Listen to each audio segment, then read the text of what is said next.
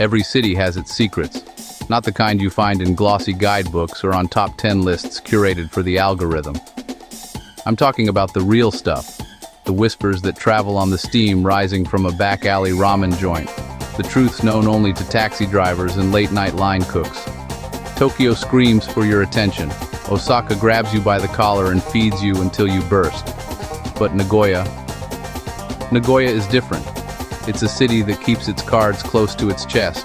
It's an industrial heart, a place of business and getting things done. But underneath that stoic exterior, there's a culinary soul that rewards the patient, the curious, the ones willing to get a little lost. Finding the place was an exercise in beautiful frustration. The directions were less of a map and more of a riddle. Near the old clock tower, listen for the sound of the wok, look for the blue curtain. Nagoya is modern and logical, but pockets of the old world, the yokocho, still exist. These are the city's veins, narrow passages crammed with tiny bars and eateries, each seating no more than a handful of people. The air is a cocktail: grilled chicken, stale beer, sweet soy, and the faint hint of rain on old asphalt.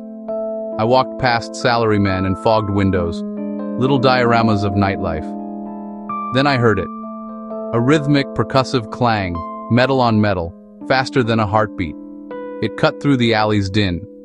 I followed the sound, turned down a passage I'd almost missed, and there it was. A faded blue Norin, no sign, no menu, just warm light on wet ground. Stepping through the curtain felt like stepping into another time. Tiny counter, walls papered with faded calendars, air thick with steam. The man behind the counter was the soul. Late 60s, meditative, deliberate. His laboratory, a small, well-seasoned wok, blackened by a million meals, over a single powerful burner. Tools simple: long-handled ladle and spatula, edges worn smooth. Essentials only: chopped garlic, diced onion, a bit of marinated pork, beaten eggs, and a container of glistening day-old rice. He heated the wok to the edge, added a breath of oil, then garlic and onion, mere seconds to perfume the air. Pork next, tossed until just kissed by the heat. The rice, broken, tossed with incredible speed, each grain leaping in the searing heat.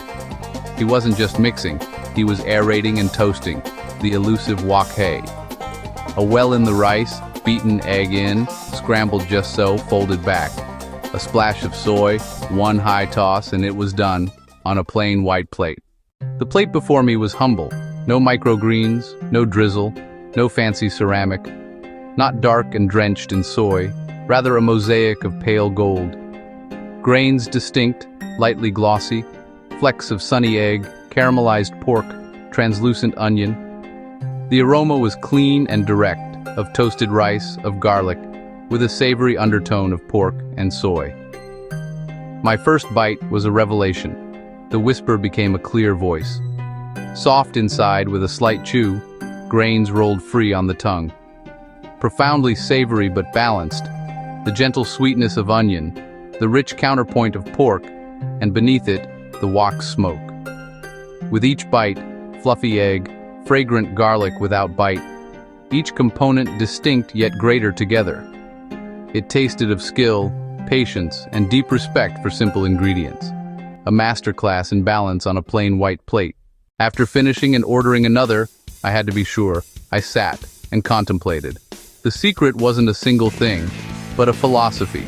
Technique over complexity. Key 1, the rice. Japanese short grain, day-old and cold. Non-negotiable. Key 2, heat. The kind that forges wok hay in seconds, not minutes. Key 3, economy. Just enough oil and high-quality shoyu added at the end to stay bright. A background note, maybe mirin or sake in the pork marinade for depth and caramelization. Most of all, technique, rhythmic tossing, using the whole wok, impeccable timing. The secret wasn't in a bottle. The secret was care, practice, relentless pursuit of simple perfection. So, how do we bring this back alley epiphany into a home kitchen? We embrace the philosophy. The goal isn't a copy, it's the spirit. Respect your ingredients. Focus on technique. This recipe is the entryway, a ritual. Have everything chopped, measured, and within reach before you turn on the stove. Your pan is key. A carbon steel wok is best. A heavy skillet works. Heat it until a drop of water evaporates instantly. Don't fear the heat. Heat is your friend. It's the engine of flavor. A timid pan steams your rice. We're not making risotto. We're chasing the ghost of the wok. Use short grain if possible, day-old and cold. Break up clumps first. Use good shoyu and fresh aromatics. Pork, chicken, or tofu, dice small and uniform to cook fast. Keep the food moving. Stir, toss, fold, so everything meets the hot surface. Don't overcrowd. If you need more, cook in batches, like the master in Nagoya. This is the blueprint. Follow it. Don't improvise the first time. For one hearty serving or two lighter, 2 cups cooked, chilled short grain rice, 1 tablespoon neutral oil, 1 large garlic clove, minced, a quarter small onion, finely diced, a quarter cup diced pork shoulder or chicken thigh. Optional, marinated in 1 teaspoon soy and 1 teaspoon mirin for 15 minutes. 2 eggs, lightly beaten, 1 to 2 tablespoons Japanese soy sauce, a pinch of salt and white pepper, 1 scallion, thinly sliced. Step 1. Preparation. Separate cold rice, set garlic, onion, protein, and eggs beside the stove. Soy open and ready. Step 2. The inferno. Heat pan on high until you see a faint wisp of smoke. Add oil, it should shimmer immediately. Step 3. Build the base. Add garlic and onion. Stir frantically for 15-20 seconds. Aroma, not burn. Add protein. Spread to sear 30 seconds, then stir fry just until cooked. Step 4. Rice and egg. Dump in cold rice. Press and break clumps. Toss for about 2 minutes until grains are hot and jumping. Push rice aside. Pour egg into the cleared space. Scramble to about 80% set. Fold egg through, forming soft, fluffy curds. Step 5. The finish. Drizzle soy around the pan's hot edge to caramelize, then a pinch of salt and white pepper. Final furious toss, 30 seconds. Step 6. Serve immediately. Slide onto a plate, garnish with scallions, and eat while steaming. From oil to plate in under 5 minutes. Speed, heat, and motion. That's the recipe's heartbeat. Nuance matters. Start with less soy. Brands vary. You can add more. You can't take it away. White pepper is crucial. Floral, sharp, different from black. In a pinch, cook rice with slightly less water, spread thin, chill in fridge or freezer for 20-30 minutes to dry the grains. Optional marinade pays dividends. Soy and mirin help caramelization and add depth. No mirin? A tiny pinch of sugar will do. After you master the technique, add finely diced carrots and peas with the aromatics. Thinly sliced shiitake for earthiness. Finish with a dash of sesame oil off heat for a nutty aroma. Remember the blue curtain. Simplicity is king. Don't overload it. Every addition must serve the whole. True mastery is knowing what to leave out. In the end, the secret of Nagoya's fried rice wasn't a secret at all.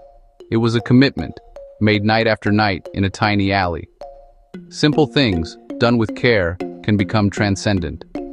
It's a lesson beyond food. The craftsman, the artist, the musician, honing in private for the love of the craft. A story of a city, a man, a philosophy, told in rice, heat, and smoke. Honest and true. Now that story is yours. This recipe is an invitation to bring that lantern-lit quiet into your kitchen. Turn your kitchen into a stage. Engage in the frantic, beautiful dance of the wok. Cook it for yourself, or better, for someone else. Food like this is meant to be shared. Don't worry about perfect. With each attempt, your hands grow confident. You'll find your rhythm. Go to the store, buy the ingredients, chill your rice, heat your pan until it screams. Listen to the sizzle, smell the aromas. Create something simple and delicious. The mystery has been solved. Now cook, then eat. You'll taste it. I promise.